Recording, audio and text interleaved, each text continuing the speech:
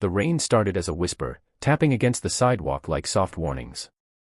It was just after school, and 10-year-old Zion Jackson clutched his backpack like a lifeline, keeping his head low as he walked past the tall gates.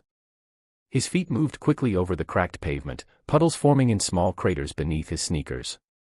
He should have waited for his sister, Ayanna. She always said to stay close, to never walk alone, especially now, after the whispering and the stares had started.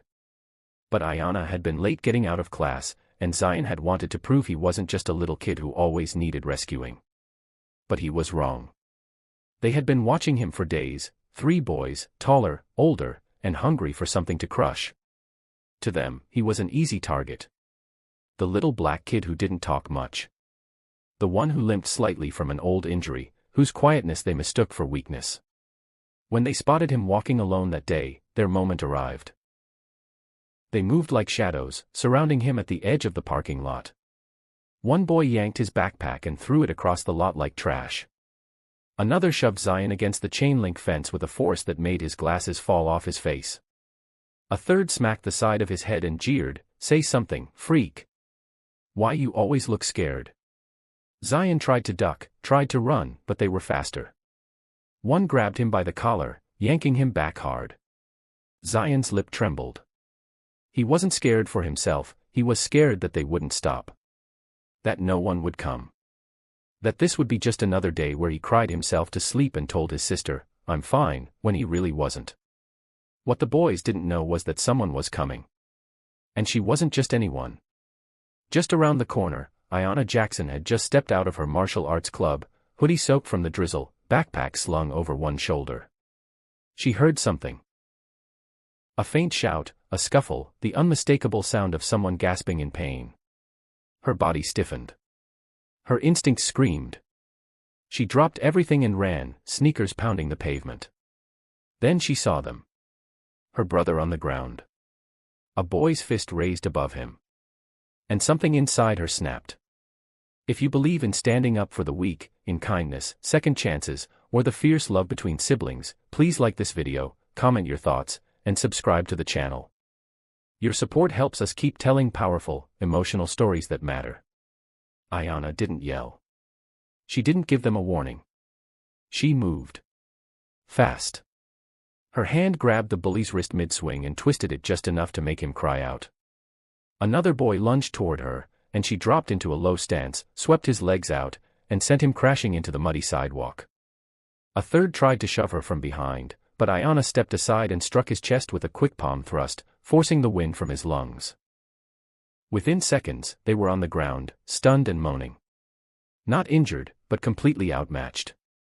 Ayanna stood between them and her little brother, hands clenched, her breathing steady.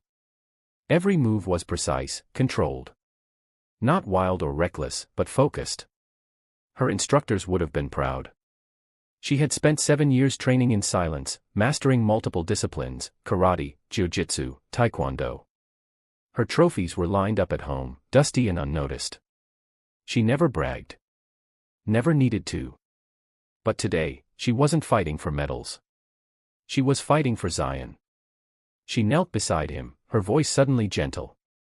"You okay?" Zion, shaking, nodded.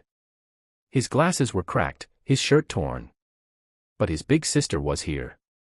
That made everything okay. The school staff came running too late. Parents began whispering.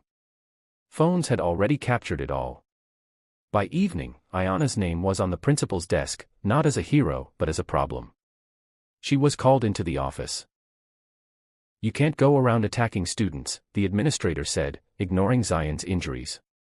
"We're considering a temporary suspension." Ayanna sat silently, her face unreadable. Her mother sat beside her, clutching her hand.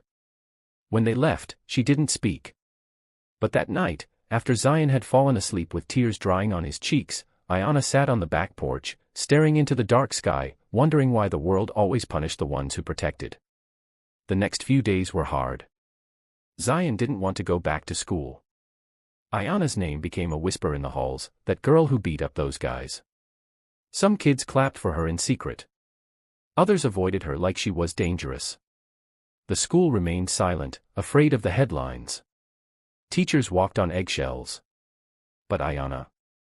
She just kept walking her brother to class and then sat in the back of her own, quietly enduring the weight of it all. And then, one night, something shifted.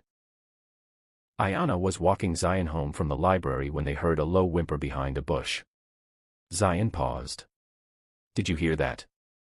They crouched down and found a dog, barely alive, golden fur soaked in mud, one leg twisted, eyes full of pain and fear. Ayanna reached out. The dog flinched at first, but when she spoke softly, it laid its head against her hand. They brought him home in a borrowed coat. Bathed him. Fed him. Ayanna named him Chance, because that's what she believed he deserved.